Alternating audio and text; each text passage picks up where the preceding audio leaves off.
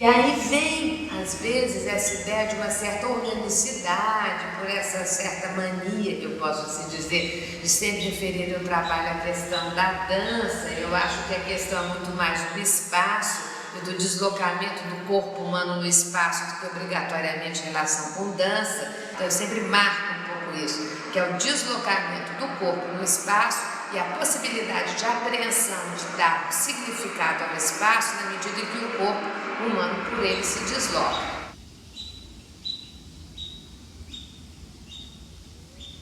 O Hélio é o único trabalho, na realidade, em que não foi pensado diretamente para este lugar, mas que, a meu ver, é o trabalho talvez que mais funcione aqui no Museu do Açude, curiosamente, porque quando a gente estava conversando, que havia as propostas e de qual a gente poderia fazer aqui, qual dos penetráveis, né?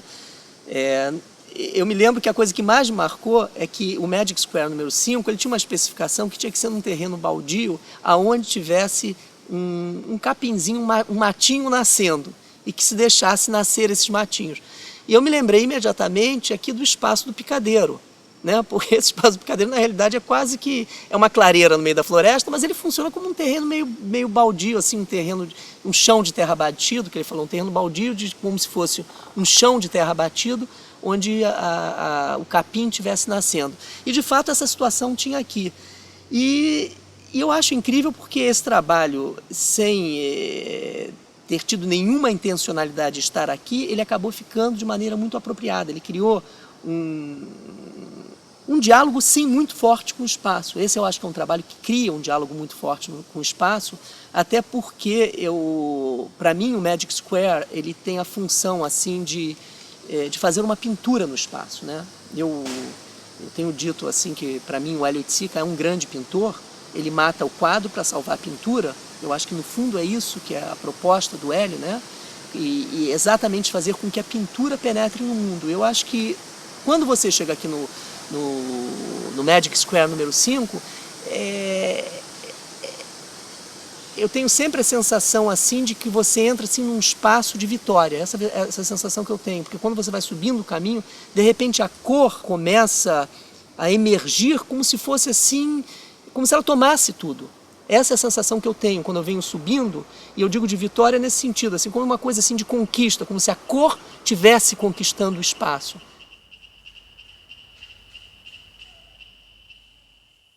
Depois desse projeto consolidado, com essas 6 obras inauguradas, aliás, até antes das últimas 3 estarem prontas, nós nos preocupamos, então, com um projeto educativo que pudesse ser viabilizado com essas instalações. E, então, procuramos a parceria do MAN, onde existe, na minha opinião, uma das maiores especialistas em arte e educação, principalmente relacionada com o museu, que é a Maria Tornag.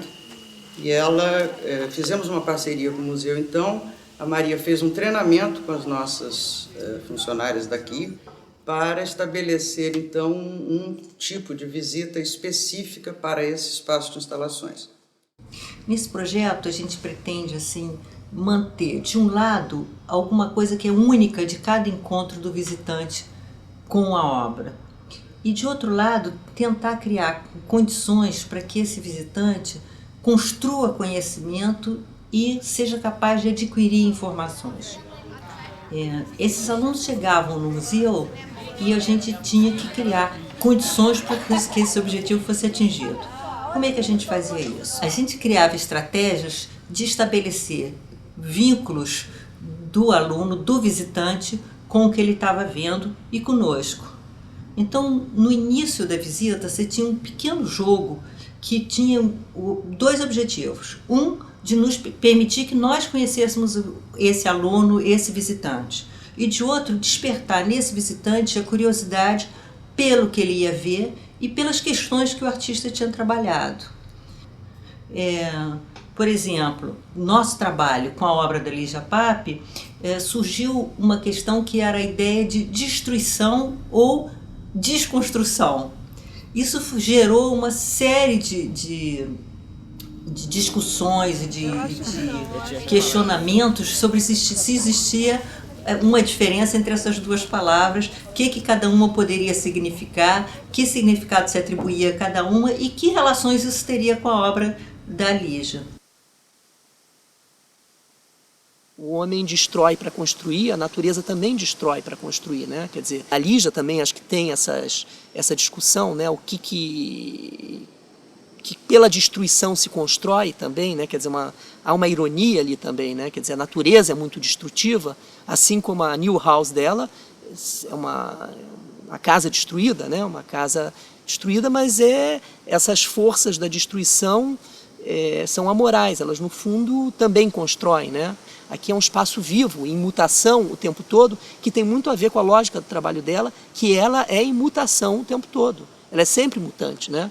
É isso que é a espinha dorsal do trabalho da Lígia. Ela está sempre mudando, exatamente como a força da natureza. Então, ali você vê, através do trabalho dela, a destruição feita dentro de uma construção humana, mas você vê também a floresta atrás, que está sempre destruindo e que está sempre em movimento ali. Bom, eu fiquei satisfeita porque eu tinha o Ricardo Forte para me ajudar e ele é muito competente, entendeu? Então, o que eu tinha imaginado, ele conseguiu realizar da maneira mais correta possível e eu gostei da solução que ele encontrou para tudo, que eu queria uma construção que fosse translúcida. Eu não queria uma coisa opaca, nem muito descritiva, entendeu? Eu queria que as pessoas chegassem e vissem aquela peça enorme ali dentro, daquele matinho, e tinha aquela solução de as pessoas poderem rodear a peça. A peça ela chama-se New House, quer dizer, porque ela é o oposto de uma casa, entendeu? Quando eu pensei nela, eu pensei ela toda desagregada, que é o que foi feito, né? Porque eu não queria uma coisa estática, que construísse e ficasse sólida lá. Eu acho que cada pessoa que vai lá vai olhar a casa, a New House, de uma maneira pessoal.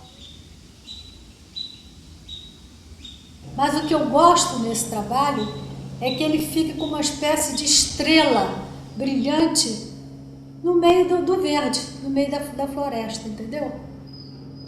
É quase como se fosse Marte, o meu Marte, entre aspas, ali naquele buraquinho, naquele matinho.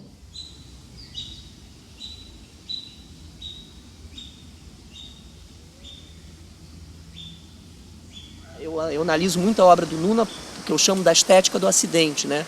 Eu acho que você tem várias formas de criar o espaço tridimensional e o Nuno tem uma singularidade que ele trabalha com a estética do acidente, ou seja, dessa força que nós temos no mundo contemporâneo, é que um corpo atravessa o outro, né? Ele não... A ideia, para mim, básica do trabalho dele é essa, quer dizer, ele faz uma composição dos materiais sem nenhum tipo de limite, quer dizer, um corpo pode se misturar com o outro, atravessar o outro, como num acidente, em que um corpo não pode ocupar o mesmo espaço que o outro corpo e acabam ocupando através de um atravessando o outro, né? Então, acho que essa que é a lógica do trabalho, a lógica interna do trabalho dele. Então, ele ficou ali, ele aceitou o caminho, só que o caminho deixou de ser um caminho, e ele aceitou o que um caminho tem, que é o asfalto, só que o asfalto já não vai mais ficar na horizontal, vai ficar na vertical. Então ele tem essa força. De modo geral, tem alguma coisa depois de uma colisão, de um confronto, por exemplo, de um acidente natural, de uma enchente, de uma ventania, que eu acho muito bonito no sentido de que parece que as coisas se abrem a uma outra ordenação, né, depois de uma violência, né? E se a violência tem algo positivo, assim, é um pouco nos livrar de alguma ordem insatisfatória, né?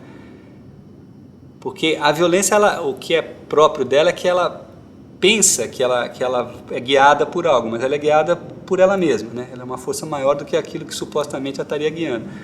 e suas experiências trágicas, assim, de revoluções no século XX, etc., mostraram isso, né? Quer dizer, a violência é uma coisa autônoma, que ela usa os homens, mas muito mais do que os homens a usam, né? Agora, talvez, com todo o custo, o sofrimento que haja nisso, tanto a violência dos homens quanto a violência dos céus, elas trazem uma possibilidade de remanejamento muito grande. E esses objetos meio atirados têm isso, o que eu acho fascinante, assim, né? Enfim. Então, eu acho que nas coisas que eu faço tem alguma tentativa de entrar em fase com isso, com essa energia. Não tanto a energia que destrói, mas a logo depois, né? Eu acho que nesse caso também, porque conforme, nesse caso dessa peça lá no museu também, porque conforme o contorno vai entrando, e ele está entrando cada vez mais, a linha externa no meu trabalho está entrando cada vez mais, há um campo que se opõe a outro, as forças ficam mais assim explícitas, né? E nesse sentido é menos uma colisão, é menos um acidente, uma vez que essas linhas se mantêm, né? Então acho até que eu estaria indo para um lado assim de maior controle disso, ainda mais porque eu estou querendo mais escala. Então, para ter mais escala também precisa ter mais linha, precisa ter mais, esse exterior precisa estar um pouco mais dominado, né? Eu acho que com isso, mais do que outra qualidade qualquer, é um lado um pouco solene, que eu acho que as minhas coisas às vezes têm, que aparece. Um lado assim solene, meio assim grave, que né? essa tem bastante. Que essa tem bastante, os manorás, aquelas caixas de mármore preto e tal. Eu acho que pega um lado assim grave, que é curioso, que é um pouco avesso dessa coisa muito flutuante que tem nos quadros, muito assim dispersiva, elétrica, não é? Atrás de assunto o tempo todo, tal. Essas são assim muito pausadas, como uma nota grave, né? E eu acho que essa manteve um pouco isso, né? As peças mais solenes eu me sinto, em geral, mais seguro. As peças mais histéricas eu me sinto mais inseguro, até porque são de menos bom gosto e tal. Agora, eu acho que o que eu faço tem que conciliar essas duas coisas sempre. O interessante seria fazer um histérico solene, né? Seria o verdadeiro achado.